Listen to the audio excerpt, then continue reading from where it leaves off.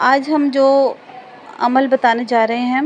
وہ ایک مسنون عمل ہے۔ نبی پاک صلی اللہ علیہ وآلہ وسلم سے ہمیں جو مسنون عمل ملتے ہیں، یعنی جو کام آپ صلی اللہ علیہ وسلم نے کیے ہوتے ہیں اور وہ سنت ہوتی ہے، مسنون ہوتا ہے اور اس کا فائدہ ہی فائدہ ہے۔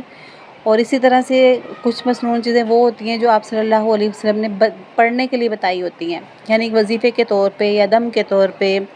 یا دعا کے طور پہ آپ نے بتائی ہوتی ہیں، تو وہ بھی مسنون کہلاتی ہیں۔ اس کے علاوہ جو عمل آپ نے کر کے دکھایا ہوتا ہے اور اس کا جو فائدہ آپ نے بتایا ہوتا ہے وہ بھی مسنون کہلاتا ہے۔ اور مسنون عمل کے اندر فائدہ ہی فائدہ ہوتا ہے، نفع سے خالی وہ ہو ہی نہیں سکتا، کیونکہ وہ سرکار دو عالم صلی اللہ علیہ وآلہ وسلم نے کیا ہوتا ہے۔ لیکن جو لوگ حدیث کو نہیں مانتے ہیں اور یا قرآن پاک کو نہیں مانتے ہیں، قرآن پاک کو اس طریقے سے صرف مانتے ہیں کہ قرآن پاک جو ہے اس کے بیچ میں جو لکھا ہوا ہے اس پہ عمل کرنا ہے، حالانکہ قرآن پاک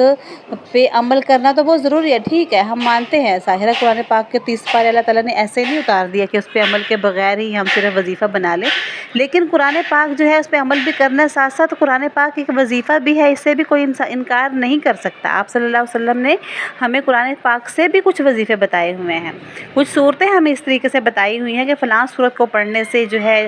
وہ فلاں فائدہ ہوگا، فلاں صورت کو پڑھنے سے فلاں فائدہ ہوگا، اس سے بھی کوئی انکار نہیں ہے، چاہے کسی کو اس کا ترجمہ آتا ہے یا نہیں آتا ہے۔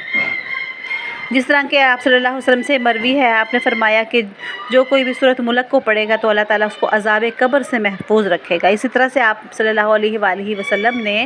قرآن پاک کی سورۃ فاتحہ کو 7 مثانی کہا اور فرمایا کہ یہ وظیفے ہیں جو اللہ تعالیٰ نے ہمیں عطا فرمائے ہیں، یعنی اس کو اگر دم کرتے ہیں تو بھی فائدہ ہے، شفا ہے اس میں، یہ بھی فائدے سے خالی بھی نہیں ہے اور شفا سے خالی نہیں ہے، اس کا انکار نہیں ہے۔ ویسے تو قرآن پاک کی صورت جو ہے اس میں بہت کچھ وہ ہمیں بتا رہی ہے، قرآن پاک کی صورت فاتحہ پورے قرآن پاک کا ایک نچوڑ ہے اور ہم اس کو مجموعہ قرآن پاک کہہ سکتے ہیں، اور وہ عمل کرنے ہی کی چیز ہے، لیکن اس کو صرف وظیفہ بھی پڑھ سکتے ہیں۔ ہاں، اگر ایسے کرتے ہیں کہ خالی وظیفہ بنا لیا جائے اور عمل نہ کیا جائے وہ تو غلط بات ہے، لیکن وظیفے سے بھی انکار نہیں کر سکتے کہ جو وہ لوگ یہ کہیں کہ قرآن کو وظیفہ بنا لیا ہے، جی قرآن کو صرف وظیفہ بنا لیا ہے، صرف وظیفہ بنانا غلط ہے، اس پہ عمل بھی کرنا چاہیے، لیکن اس چیز سے بھی انکار نہیں کرنا چاہیے کہ قرآن پاک وظیفہ ہے۔ قرآن پاک سے بڑا کوئی وظیفہ ہو ہی نہیں سکتا۔ جس شخص کو بھی اللہ کے نبی نے فرمایا کہ جس شخص کو قرآن پاک سے آرام نہیں آتا تو اس کو کسی چیز سے بھی آرام نہیں آتا۔ پھر لوگ انکار کر رہے ہوتے ہیں کہ جی قرآن پاک کو وظیفہ بنا لیا، قرآن پاک کو دم بنا لیا، اس سے تو انکار ہم نہیں کر سکتے نا۔ ہاں، ہم نے عمل کرنا ہے قرآن پاک پہ، اللہ تعالیٰ ہم سب کو اس پہ عمل کرنے کی توفیق عطا فرمائے، لیکن اس کا بھی انکار نہ کریں کہ قرآن پاک جو ہے وہ ایک وظیفہ بھی ہے، اس میں شفا بھی ہے، اس کو شفا بھی تو مانیں۔ اسی طرح سے آپ صلی اللہ علیہ وسلم نے فرمایا کہ سورۃ واقعہ کو جو رات کو روزانہ یعنی عشاء کے بعد پڑھتا ہے تو اللہ تعالیٰ اس کو کبھی بھی فقر و فاقہ نہیں دیں گے، یعنی اس کے روزے میں برکت ہوگی، تو کیا ہم اس سے انکار کر سکتے ہیں؟ تو اسی طرح سے آپ کے کچھ عمل ایسے ہیں، آپ نے فرمایا کہ جو اس طرح سے کرے گا، جو شخص ایسے کرے گا تو اس کے ساتھ ایسا ہو جائے گا، تو وہ بھی ہم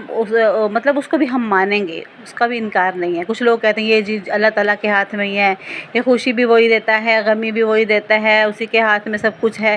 ہاں، ہم مانتے ہیں اسی کے ہاتھ میں سب کچھ ہے، لیکن کیا نبی پاک صلی اللہ علیہ وسلم نہیں، اللہ تعالیٰ نے ہمیں ان کا علاج نہیں بتایا؟ قرآن پاک میں ہر چیز کا علاج ہے، تو ہم کیوں نہیں اس چیز کو مانتے ہیں؟ صرف ایک ہی چیز کو پکڑ لینا اور باقی تمام چیزوں کو چھوڑ دینا، یہ کہاں کی جو ہے عقل مندی ہے؟ دیکھیں، آپ صلی اللہ علیہ وآلہ وسلم کے بارے میں اللہ تعالیٰ نے قرآن پاک میں فرمایا ہے وَمَا آتَاكُمُ الرَّسُولُ فَخُذُوهُ وَمَا نَهَاكُمْ عَنْهُ فَانْتَهُوا، یعنی جو کچھ بھی رسول اللہ صلی اللہ علیہ وسلم تمہیں دیں تو اس کو لے لو، اور جس سے تمہیں منع کرے تو اس سے باز آ جاؤ۔ تو جسے ہمیں منع کرتے ہیں آپ صلی اللہ علیہ وسلم، کون سی چیزیں جو ہے ممنوع ہیں، کون سی چیزیں حرام ہیں، اس سے تو ہم باز نہیں آتے ہیں۔ وہ جو آپ صلی اللہ علیہ وسلم ہمیں کرنے کے لیے کہہ رہے ہیں کہ یہ کام کر لو، ایسا ہو جائے گا، تو اس کو ہم کرتے نہیں ہیں، پھر بھی ہم کہتے ہیں جی ہم تو پڑھے سنت پہ عمل کرنے والے ہیں۔ اور یہ کہ بعض لوگوں کو علم پورا ہوتا نہیں ہے، دوسروں پہ اٹیک کر دیتے ہیں، ہمارے کچھ وظیفوں پہ لوگ اٹیک کر رہے ہوتے ہیں، ہمارے کچھ باتوں پہ اٹیک کر رہے ہوتے ہیں، یہ کہاں سے آپ نے لے لیا، یہ کہاں سے پکڑ لیا، یعنی نبی پاک صلی اللہ علیہ وسلم کے عمل کے اوپر آپ لوگ باتیں کرتے ہیں۔ ان پہ عمل کریں گے تو خیر ہی خیر پائیں گے۔ میں جو آج آپ کو ایک وظیفہ بتانے جا رہی ہوں وہ ایسے ہے کہ آپ صلی اللہ علیہ وسلم نے فرمایا کہ جو بھی شخص گھر میں داخل ہوگا، یعنی کہ عورت ہو یا مرد ہو، گھر میں داخل ہوتے ہی انہوں نے کیا کام کرنا ہے کہ گھر والوں کو سلام کرنا ہے، اور سلام کرنے کے بعد انہوں نے سورۃ اخلاص پڑھنی ہے، پوری سورۃ اخلاص، یعنی قل هو اللہ احد جو سورت ہے وہ پوری پڑھنی ہے۔ اس کے بعد انہوں نے درود شریف پڑھنا ہے، کوئی بھی درود شریف پڑھ سکتے ہیں۔ آپ صلی اللہ علیہ وسلم نے فرمایا کہ گھر میں اگر کوئی نہیں ہے اور آپ گھر میں داخل ہوتے ہیں، اگر کوئی بھی گھر میں نہیں ہے تو آپ اس وقت مجھے سلام بھیجو، یعنی اس وقت آپ یہ کہہ سکتے ہیں الصلاۃ والسلام علی رسول اللہ، یعنی اللہ تعالیٰ کے نبی کو سلام کر دیا، گھر میں کوئی بھی موجود نہیں ہے تو اس کے بعد پھر سورۃ اخلاص آپ پڑھ لیں۔ تو اس سے کیا ہوگا، آپ صلی اللہ علیہ وسلم نے فرمایا کہ اللہ تعالیٰ آپ کو اتنا عطا فرمائے گا کہ آپ کی جو ہے آس پاس کے پڑوس والے لوگوں کو بھی فائدہ ہوگا، یعنی اللہ تعالیٰ اس کو روزی اتنی دیں گی کہ وہ غنی ہو جائے گا کہ دوسروں کو بھی دے گا۔ تو کیا ہم کہہ سکتے ہیں کہ یہ جو اللہ تعالیٰ کے نبی نے وظیفہ ہمیں بتایا ہے تو اس میں کسی بھی شک و شبہ کی گنجائش باقی ہے؟